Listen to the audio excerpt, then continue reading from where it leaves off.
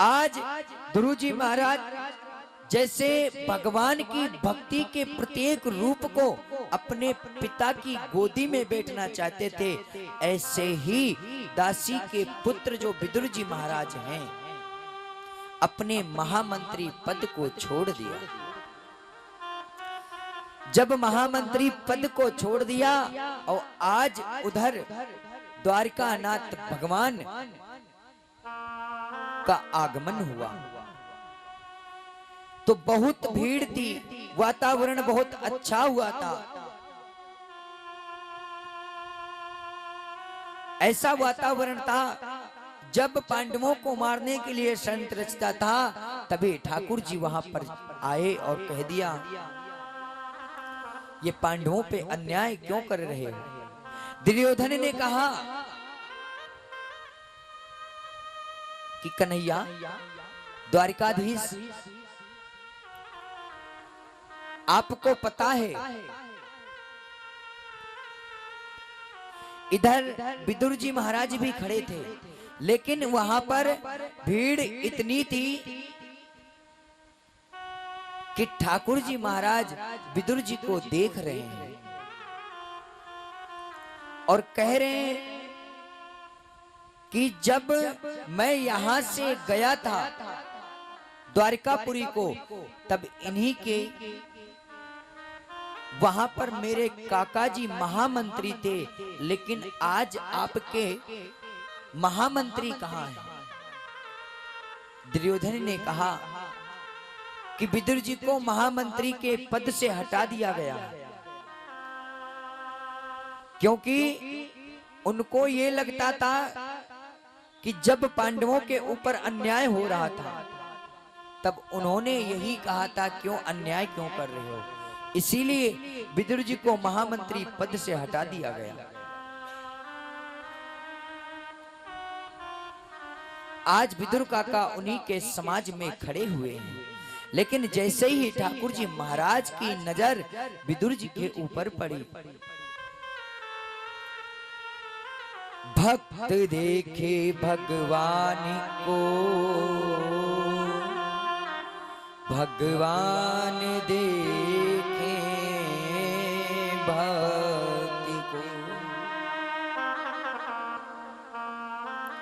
आज इधर जब विदुर काका ने ठाकुर जी को देखा, मुस्कुराने लगे, और ठाकुर जी ने जब विदुर जी को देखा, एक दूसरे को देख करके मुस्कुराते हैं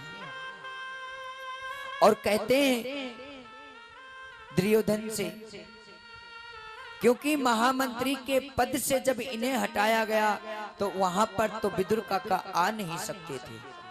आज सभा में दूर खड़े हैं, और आज इधर जब दुर्योधन ने ठाकुर जी से कहा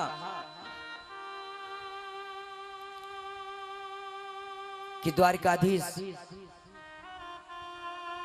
प्रसादी तैयार है, भोजन तैयार है, आप चलो प्रसाद पालो। ठाकुर जी ने तुरंत मना कर दिया, कहने लगे मेरे भूख नहीं है। दुर्योधन ने कहा कि मैंने आपके लिए 56 भोग बनवाया।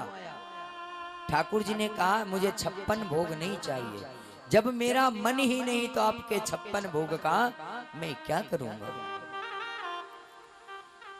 और ये कह दिया समाज में कि द्वारका नगरी को मेरे काका गए हुए थे और निमंत्रण दे करके आए थे कि जब आप इंद्रप्रस्थ आओगे तो आपको भोजन मेरे घर ही करना होगा।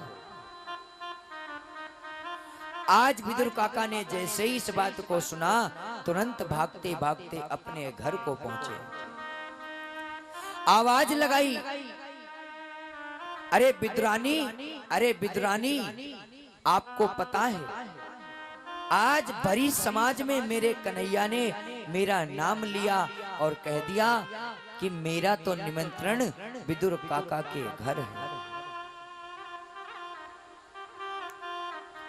अब विदुरानी जी कहने लगी, अरे स्वामी, हम तो गरीब हैं, हमारे घर में तो कुछ खाने को नहीं है और हमारा लाला आने वाला है। जैसे ही कहा, विदुर जी कहने लगे, देवी चिंता मत करो, मैं बाजार को जाता हूं और कुछ अपने लाला के लिए खाने के लिए लेके आता हूं। और इधर दुर्योधन ने बहुत प्रयास किए ठाकुर जी के लिए कि भोजन और प्रसाद पाले, पर क्या कहा ठाकुर जी ने, या तो भाव होना चाहिए खिलाने वाले के अंदर और या तो मन होना चाहिए खाने वाले के अंदर। और दुर्योधन, ना तो तुम्हारे अंदर भाव है और ना तो मेरा मन है, क्योंकि मैं भाव का भूखा हूं, मैं भाव का भूखा हूं। मुझे भाव से तुम बुला करके कुछ भी प्रसाद में देते तो मैं पा जाता, लेकिन तुम्हारे अंदर तो अभिमान है, और जहां अभिमान होता है वहां भगवान नहीं होता है। दुर्योधन की मेवा त्यागी, साग बिदुरे घर खायो।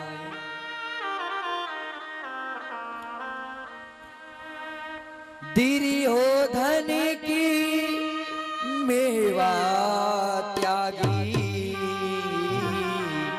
साग बिदुरे घर खायो। अभिमानी दुर्योधन भगत कमान विदुर जी का बढ़ायो। आज ठाकुर जी महाराज ने, आज ठाकुर जी ने दुर्योधन की मेवा त्यागी, साग विदुर घर खाए, और कहने लगे, दुर्योधन मुझे तुम्हारा 56 भोग नहीं चाहिए। मुझे मेरा भक्त अगर भाव से भज के खिलाता है तो मैं उसमें प्रसन्न हो जाता हूँ, और ये तुम्हारा 56 भोग मैं कितना भी इसे प्रसाद के रूप में ले लूंगा, फिर भी ना तो मेरा मन भरेगा और ना ही मेरा पेट, क्योंकि तुम्हारे अंदर भाव नहीं है और मेरे अंदर खाने का मन नहीं है। इसीलिए मैं अपने काका के घर ही जा रहा हूं। आज ठाकुर जी महाराज दुर्योधन की मेवा त्याग दी और साग विदुर घर खाने के लिए चल दिए। आज ठाकुर जी महाराज विदुर जी के घर के लिए प्रस्थान करते हैं और कहते हैं, जैसे ही गेट पे पहुंचे, विदुरानी स्नान कर रही थी और घर के गेट की कुंडी बजाई। काकी स्नान कर रही थी, देखा, जाकर के गेट की कुंडी को खोला, लेकिन पागल भाई विदुरानी देख श्याम रूप सांवला, द्वार खड़े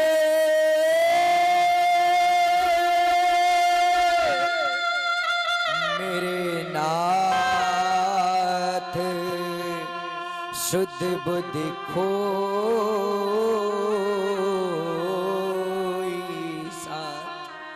आज विदुरानी ने जैसे ठाकुर जी को देखा, अपनी शुद्ध बुद्ध खो गई और ठाकुर जी की नजरों से नजर मिला के उन्हें देख रही है, क्योंकि विदुर जी तो बाजार को गए हुए थे, विदुरानी घर पे स्नान कर रही थी। जब ठाकुर जी वहां पर पहुंचे, तुरंत ही विदुरानी ने गेट को खोला और सांवरे सलोना को देख लिया और अपनी शुद्ध बुद्ध खो गई। वस्त्र विदुरानी के ऊपर एक नहीं था, केवल एक रुपट्टा से अपने तन को ढक के गई थी। जब ठाकुर जी को देखा तो वो भी रुपट्टा तन से नीचे हो गया और उनकी शुद्ध बुद्ध खो गई। ठाकुर जी ने मन में सोचा कि मेरी काकी तो पागल हो गई है मेरे प्रेम में, मेरे आने की खुशी में। ठाकुर जी ने अपने पटके को इशारा किया, पटका उड़ करके विदुरानी के शरीर को ढक दिया। आज विदुरानी ठाकुर जी को देखती देखती पागल हो गई और कहती हैं कि लाला, लेकिन उन्हें होश नहीं है। जब ठाकुर जी ने काकी को हाथ लगाया तब काकी अपने अंतर्मत गति से आई और कहने लगी, लाला आ जाओ अंदर। ठाकुर जी का हाथ पकड़ लिया और पूरे चौक में घुमा रही हैं। घूमे मेरे कान्हा, घूमे मेरे कान्हा, घुमावे उनकी दासी, घूमे मेरा कान। आज काकी अपने लाला के प्रेम में हाथ पकड़ करके घुमा रही है और कह रही, लाला मुझे कहीं अच्छी जगह नहीं दिख रही जो मैं तुम्हें आसन दे दूं। फिर क्या हुआ, इतनी प्रेम में पागल थी, पटले को डाला पर उल्टा डाला और लाला को उसी पटले पर बिठा दिया। और जब उस पटले पे बिठा दिया, तुरंत ही इधर ठाकुर जी बैठे हैं, पटला उल्टा पड़ा हुआ है। विदुरानी तुरंत ही कदली वन में गई, वहां से फल लेकर के आई। फल लाने के बाद में फल को फेंक देती और छिलके को ठाकुर जी को दे देती। ठाकुर जी बड़े प्रेम से उस छिलके का प्रसाद पा रहे हैं। जैसे ही इधर विदुर काका को घर पे आए, क्या देखा,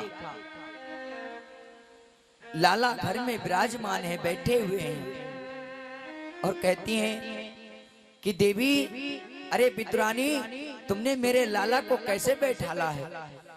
पटला जो भी डाला, आसन डाला, वो उल्टा है।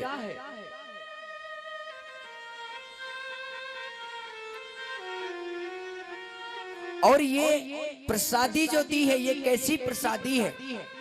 आप इसे देखो, आप फलों को फेंक रही हो और छिलके को मेरे लाला को दे रही हो। आज भक्त और भगवान की वार्ता है कि भक्त को भगवान के सामने कैसे रहना चाहिए।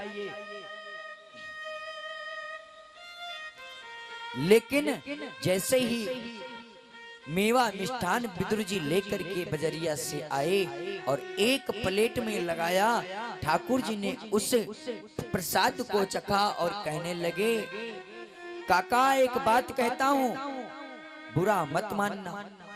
ठाकुर जी जैसे कहते हैं, काका कहते हैं, अरे लाला, मैं आपकी बात का बुरा क्यों मानूंगा, कह दो।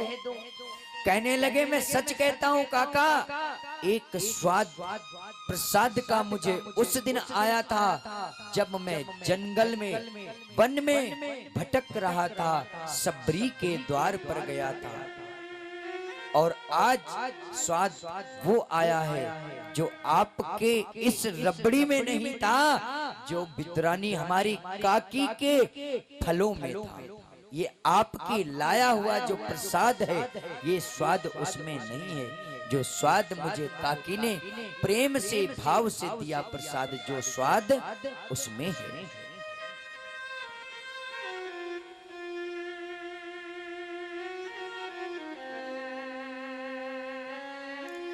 ऐसे ही विदुर काका ने ठाकुर जी से कहा कि लाला,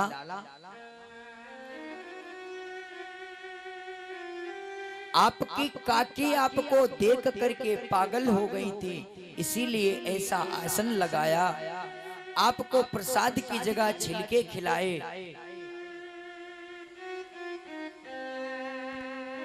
और फिर भी आप क्रोध नहीं है, प्रसन्न हो। ठाकुर जी कहते हैं, काका अगर भक्त मुझे भाव के साथ में भजता है और मुझे कुछ चढ़ाता है तो मैं उसे अवश्य स्वीकार करता हूं।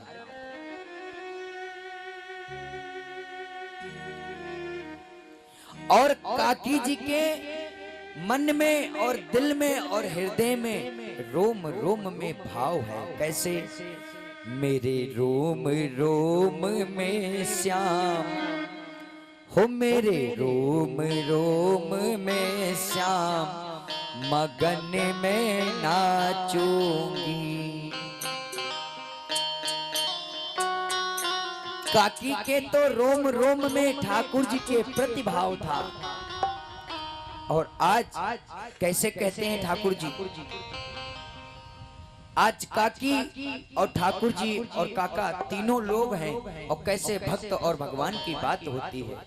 हो मेरे रोम रोम में श्याम मगन में नाचूंगी, मेरे रोम में श्याम मगन में नाचूंगी, मेरे रोम रोम में श्याम मगन में नाचूंगी, मेरे रोम में श्याम मगन में नाचूंगी, नाचूंगी कना नाचूंगी, नाचूंगी कना नाचूंगी, नाचूंगी कना नाचूंगी, अरे नाचूंगी कना नाचूंगी। और काकी कहती हैं और विदुर जी कहते हैं कि कान्हा तुम्हारे काकी के अंदर तो तुम्हारे प्रतिभाव है और इनके दिल में तो तुम बसते ही हो और इनके रोम रोम में तुम्हारा वास है।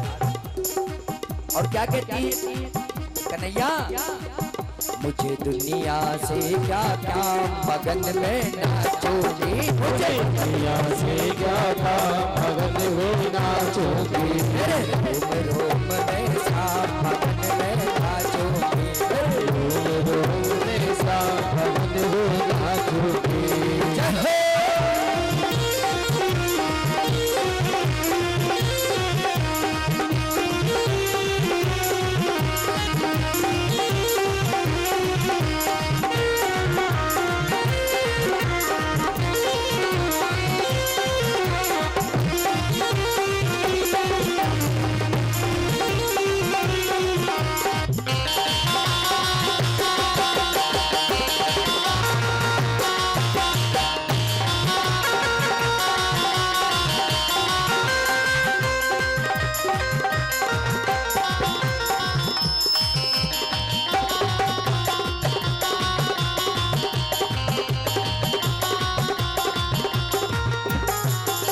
और क्या कहती काकी,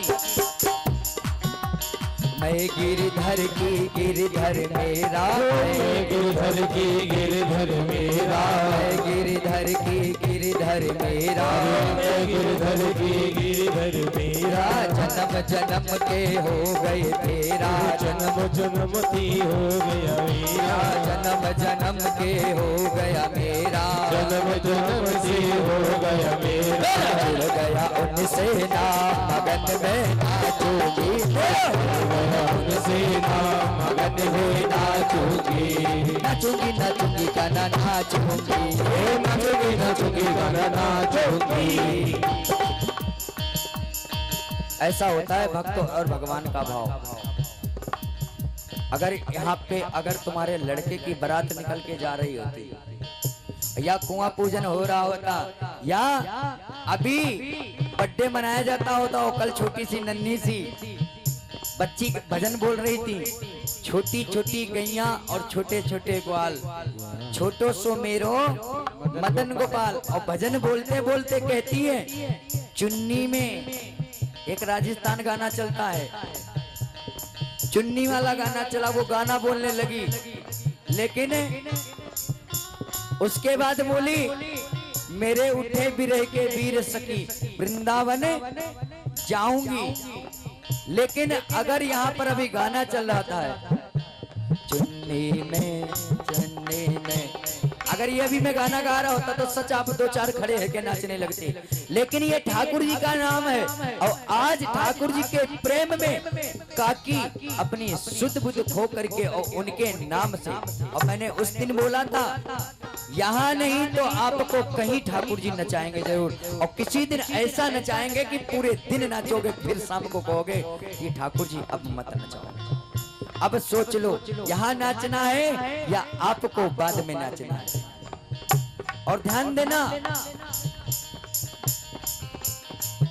मेरे रोम रोम में श्याम मगन में नाचो, मेरे रोम रोम में श्याम मगन में नाचूंगी, नाचूंगी नाचूंगी गाना नाचूंगी, नाचूंगी नाचूंगी गाना नाचूंगी, नाचूंगी नाचूंगी गाना नाचूंगी, अरे नाचूंगी नाचूंगी गाना नाचूंगी, रोम रोम में श्याम मगन में नाचूंगी, अरे रोम रोम में श्याम मगन में नाचूंगी।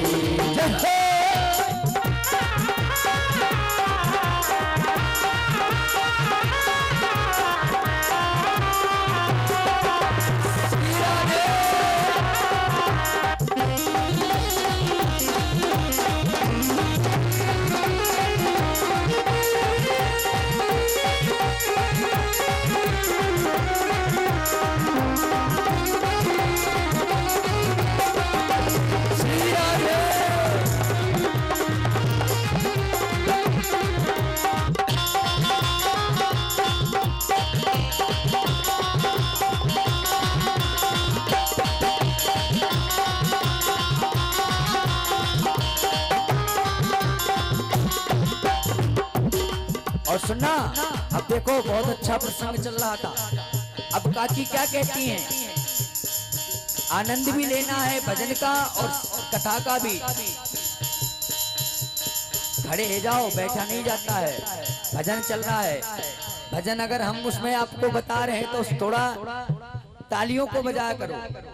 देखो ताली बजाने से कितने फायदे, एक तो तुम्हारे हाथों की एक्सरसाइज हो जाएगी, दूसरी बात जो शरीर का खून होता है जब ताली आप बजाओगे तो उसका दौड़ा रहेगा, मतलब खून का दौरान रहेगा।